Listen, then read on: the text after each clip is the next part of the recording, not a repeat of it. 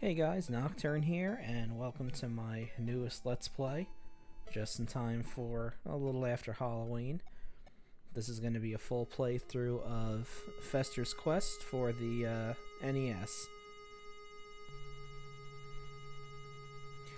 Here's your story. Aliens showed up, and even though they're all the way over there, they abducted Gomez somehow, so go get them.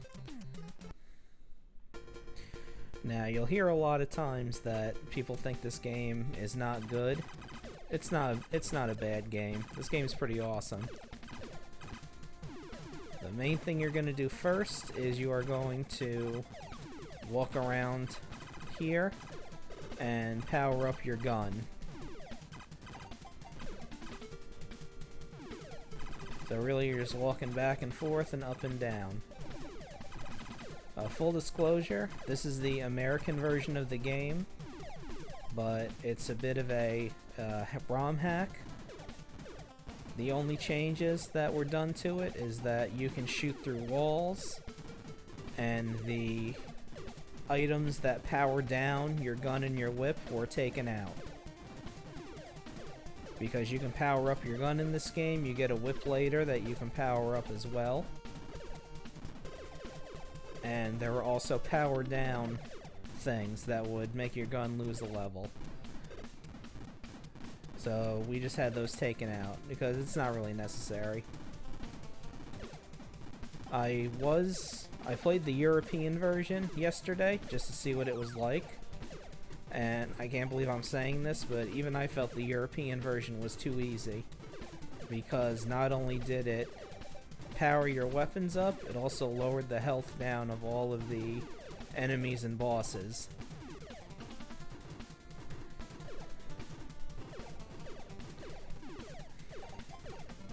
So when this game came out, the Addams Family weren't really that big. The only thing that the Addams Family had really done was put out a sitcom in the 60s. This was like a year or so before that movie where Raul Julia came out. So what I expect was that Sunsoft probably wanted to do a licensed game, and they probably looked around for what license was the cheapest. So you can see with the different power-ups of the gun kind of goes around in weird arcs and waves and shit like that. But the main thing you're going to want to do is power it up to the highest level before you start actually doing anything.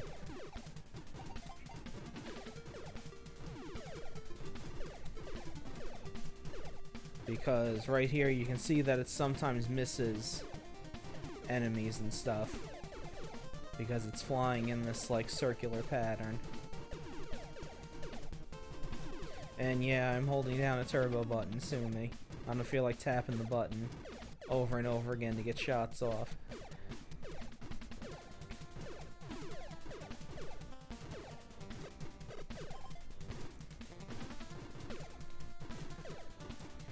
I know this game was on the AVGN, but I mean, he does a lot of hype. I like his stuff, but I mean, a lot of his stuff is hyperbolic. Half the stuff that he says isn't as bad as he puts it out to be. So this is the 7th level of the gun. It goes to 8 levels. And this one's good, but you're going to want level 8 because it shoots completely straight and does the highest damage.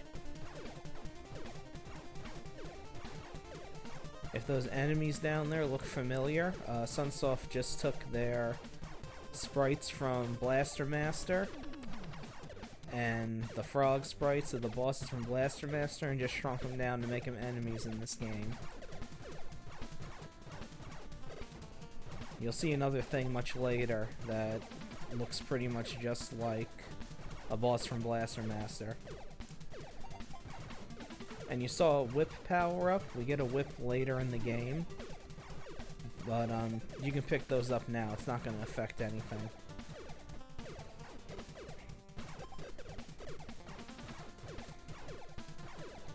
So we're just waiting for that last gun power up. And there we go. So now this is the level 8 gun. And now that that's done, we can actually get started on the adventure.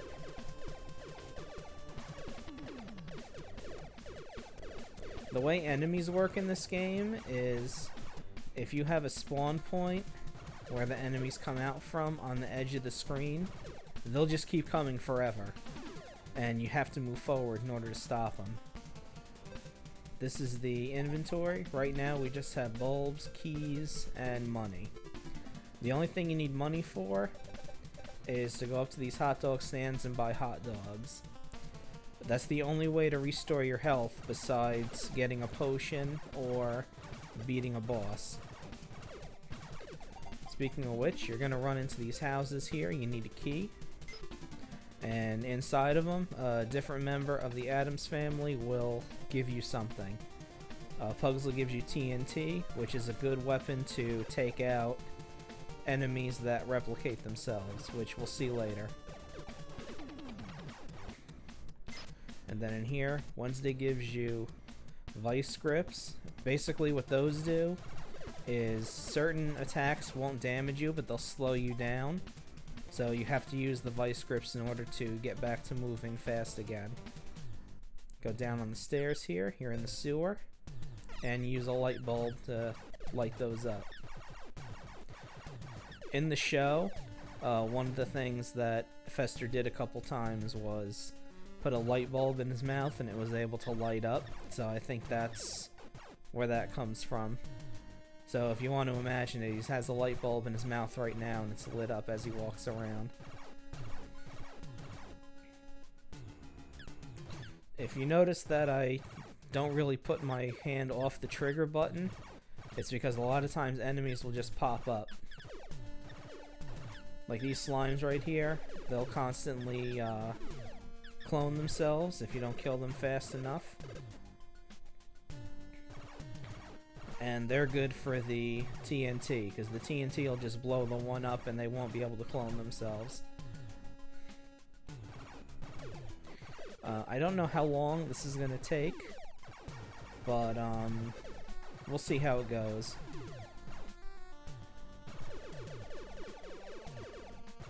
There we go. And those slimes are a good way to get power-ups.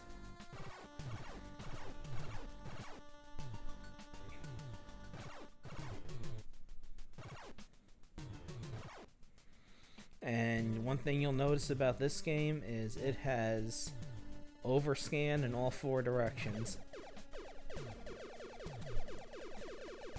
Well, it looks like except for the left side of the screen. But the right-hand side, top and bottom, you're gonna see the tiles doing weird stuff if you look up there.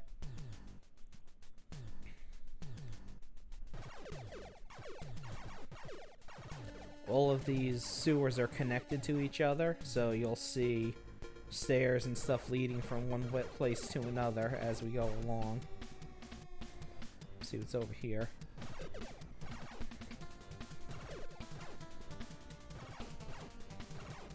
See if there's anything down here, because you don't want to miss any of these houses.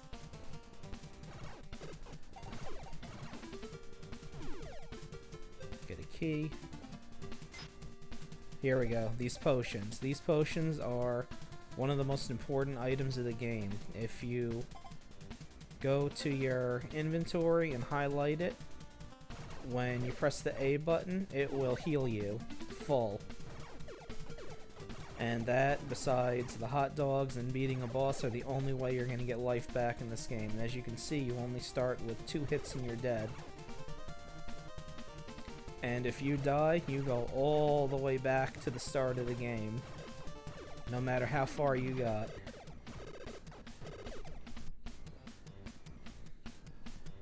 So we're going to come over here. Then you get these enemies here that are really annoying. They jump every time you shoot, and then they back away. And as you can see, I just got hit. But I'm not going to use a potion yet, because if you go in here, see, is it this one? There you go. And you go through that wall there. You get an extra health added to your thing. That's the only purpose this building serves. And you're going to run into these buildings a few times. These are where the bosses are. And they're always going to be in that first person view. So there. Now I use the potion so I can get my health back now that I have the 3 health. But that building is empty. There's no boss in that one. But all the other buildings that we run into will have bosses in them.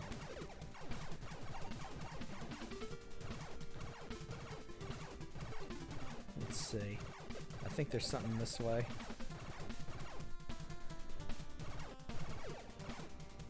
Yep, there we go. Don't want to miss any of these.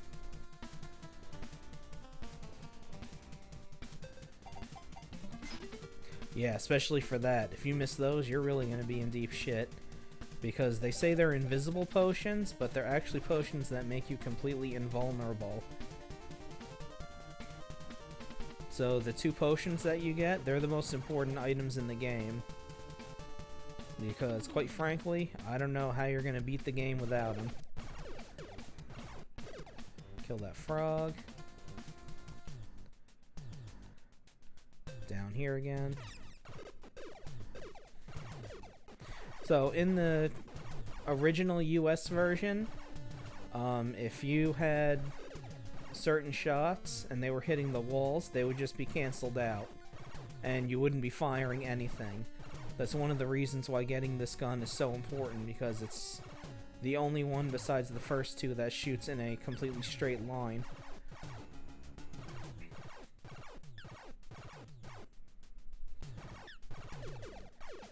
But this hack basically makes it like the European version where you can shoot through the walls.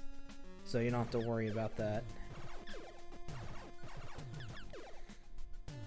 And like I said, also in the US version, there's gun and whip power downs as well. That'll lower your things by a level. And these are the worst enemies in the game. They're these like little... They look like little Pac-Man guys, and they're able to go through walls and come after you.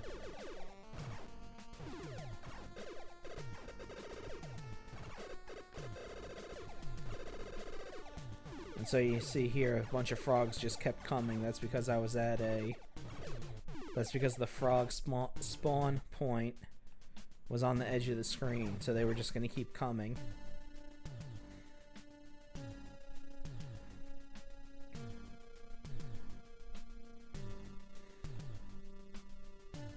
Alright, just going to go down here.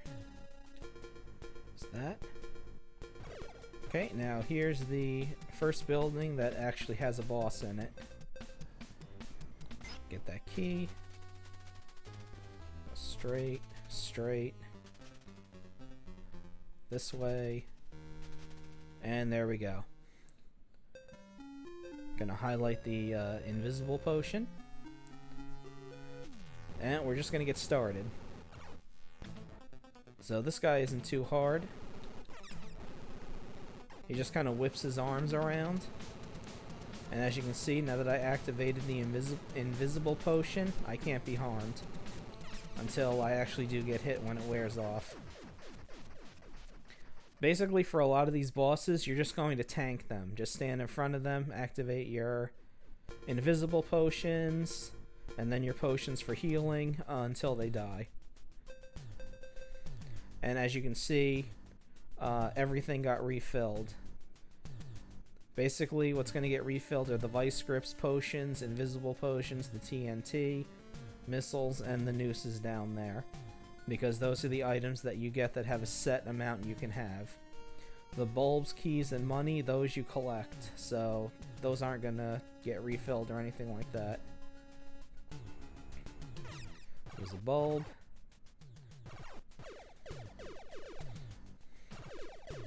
Here, let me kill these, and if another one shows up, I'll use the TNT. Oh, got one of those instead.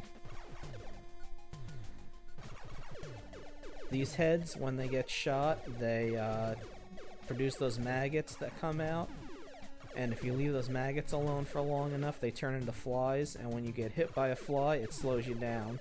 So you'll have to use vice grips in order to heal yourself from that.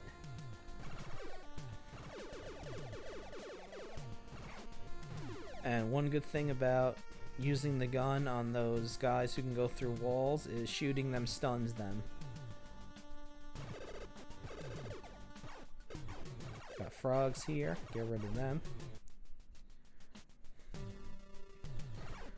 That snail up there, basically it functions the same way as the slime enemy does. Once you hit it enough, it'll turn into a slime enemy, and then it'll start copying itself again. We're gonna go in here quickly.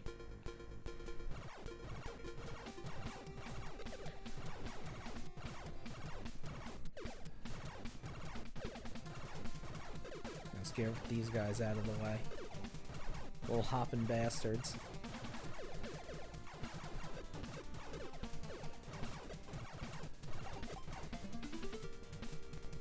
Okay, I'm gonna head up this way.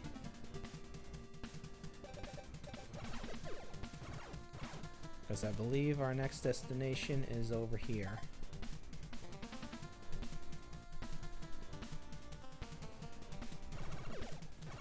See?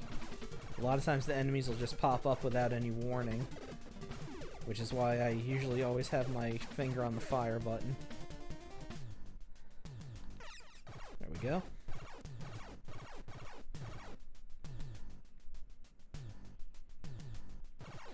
I think I'm gonna get the whip item soon, and when you get that, make sure you max it out as soon as possible, because against bosses from here on out, you're mainly going to be using the whip. Here, let me see if this will work. Yeah, so you can see the TNT just takes it out in one shot. And each time you beat a boss, you're going to fill up that clue picture in the top left-hand corner. Which, the clue is that Gomez is being held on the alien spaceship, which you could figure out on your own if you know, watched the opening of the game. Those enemies that were at the end of the sewer, those enemies usually don't show up until later. I don't know what they were doing there now, unless they got lost or something. And this spider over here on the left, the game will just spawn randomly sometimes. Then it chases you down to try to kill you. So now we got the whip from Morticia. So you can hit it with select. And you just attack with it. Now the lowest level whip has the same amount of power as the highest level gun. So you can see how that goes from there. Okay, let's hit down these sewers here. And this is where we're going to try to level the whip up.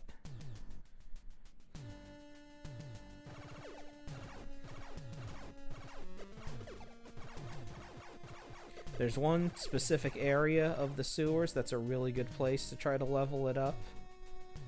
It's a hallway where there's nothing but a bunch of slimes. And since they constantly respawn and always give out a lot of power-ups, they're a good way to level it up quick. In fact, it's right here.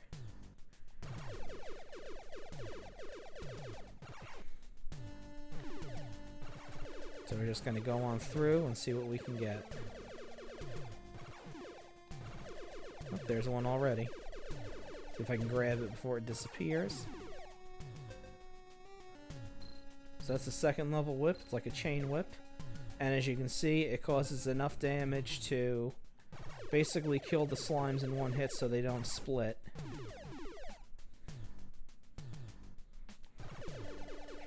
Let's see if we can keep going with that. Now the way enemy health works in this game, once you hit an enemy with one shot, a timer goes off, that's internal. And if that timer goes to 0, the enemy gets all of its health back. So if you start attacking, you need to keep attacking until it's dead. And as you can see with the whip, you can also grab items that are far away. That's the level 3 whip, and we just got one more to go.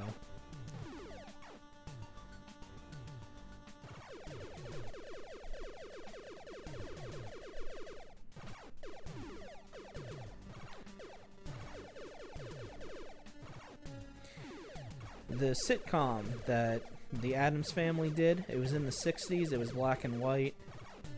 It had John Astin as Gomez, who you see a lot in movies. And here's the last whip. It's the fire whip. It's basically the strongest weapon in the game. It wasn't like the movie where you know, they were more dark and, well, not dark, it's just that they took things more seriously. The sitcom they were a lot more goofy. They still liked, you know, macabre and weird stuff. It's just that it was a lot more silly and goofy than the movie.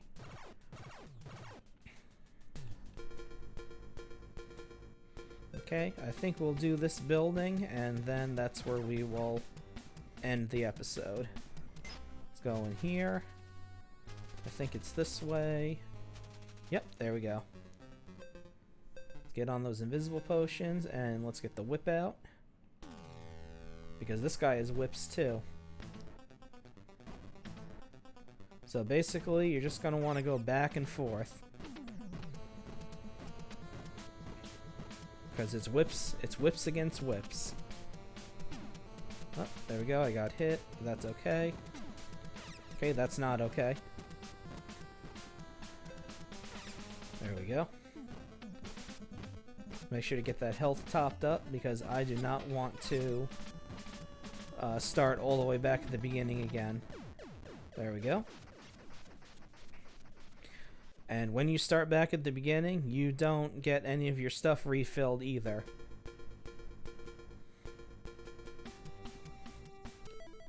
Alright, so you hit select to actually pause the game, because start brings up the menu. I'm going to put a break in the recording here. This is the end of the first episode. I hope you enjoyed it, and I'll see you next time.